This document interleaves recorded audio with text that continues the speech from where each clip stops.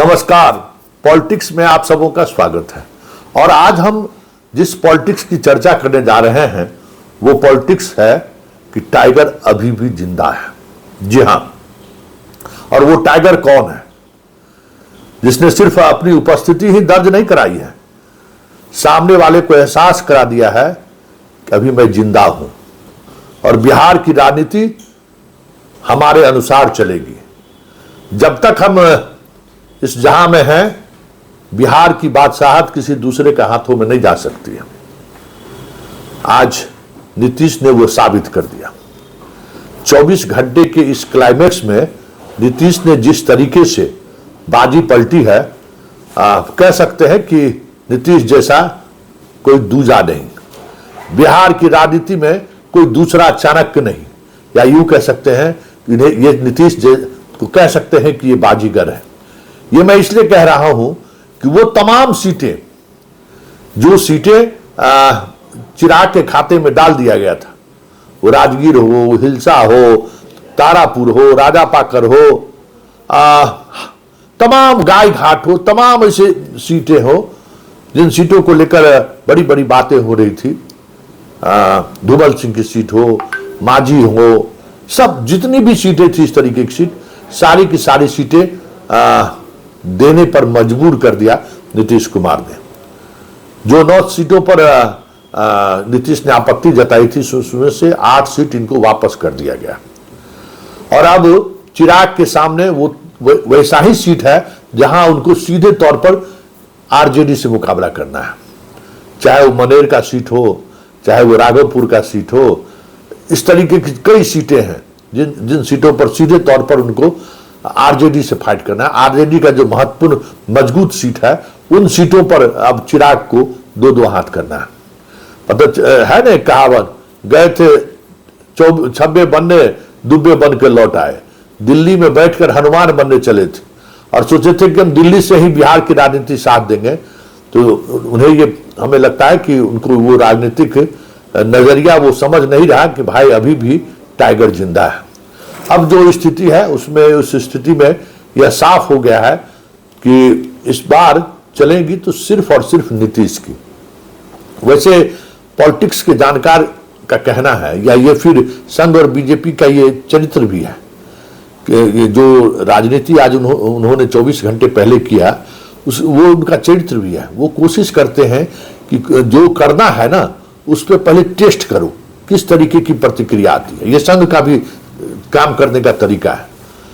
और ये काम करने का तरीका है कि भाई सीट 29 सीट हम दिए, 101 या 29, ठीक है भाई, 29 उनको दिए, और 29 में ऐसा सीट देखो कि क्या प्रतिक्रिया होती है। तो मांझी मान गए, उनके पास विकल्प क्या था? कुशवाहा को मानना ही था, मिलना क्या था उनको। बात बच गए नीतीश, दाव इन पर भी शाह खेल दिए।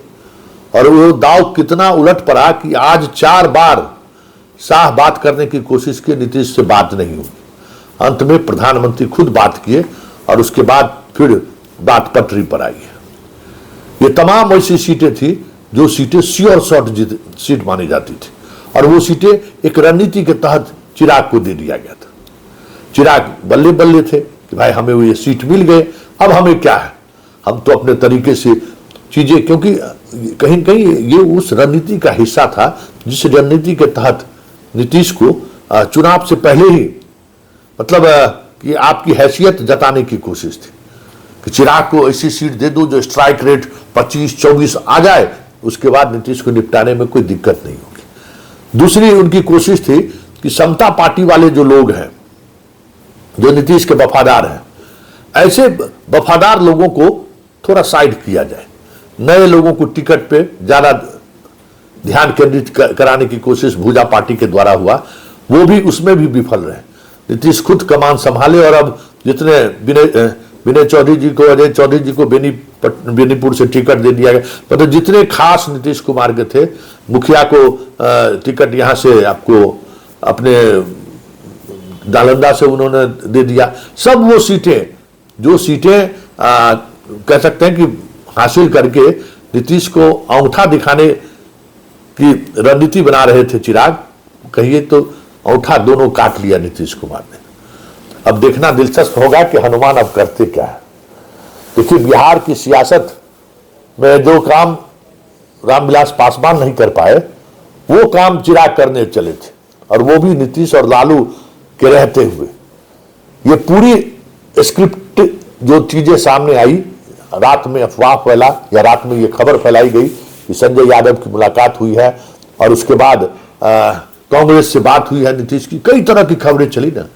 कुछ खबरें प्लांटेड भी होती है, कुछ खबरें एक रणनीति के तहत चलवाई भी जाती है।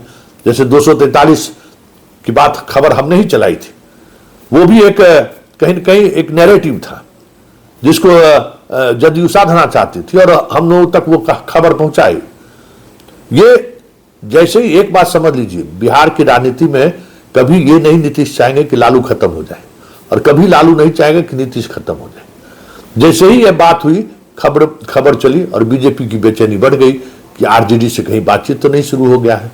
तब तक भुजा पार्टी को थोड़ा दूरी बढ़ा दिया गया, मुख्यमंत्री आवास से एंट्री के लिए थोड़ी देर के लिए रोक लगा दी गई। फिर क्या था, सब कुछ आज समर्पण की मुद्रा में आ गए। उधर आरजेडी कांग्रेस को साधना चाहता था, तो कांग्रेस वाली में बात कुछ और आगे बढ़ चुकी थी, बात वहां कुछ और भी था, तो वो बात दूसरे तरीके से बनाई गई।